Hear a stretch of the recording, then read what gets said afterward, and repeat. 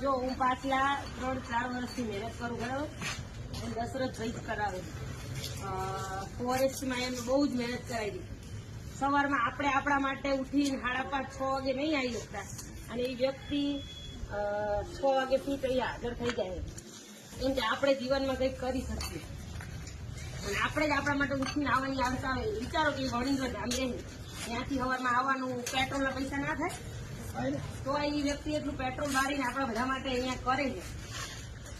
અને હવે તો એમને એકેડમીએ ચાલુ કરી, મતલબ કે બધા દોડમાં તો પાસ થઈ જતા હોય મારા જેવા, તો પાછળ લેખિતમાં રહી જાય, તો એના માટે એકેડમી એમને ચાલુ કરાવી. અને આથી 2 વર્ષ પહેલા મને ડેન્ગ્યુ થયો હતો. એવો ડેન્ગ્યુ થયો હતો કે ડોક્ટરે એમ કીધું કે ઉભો નહીં થવાનું પથારીએ. તો એમને એટલી મહેનત કરાવી હતી કે એ વખતે મેં કોઈ એટલો ડેન્ગ્યુ હોવા છતાંય મેં 9:28 પૂરું કર્યું.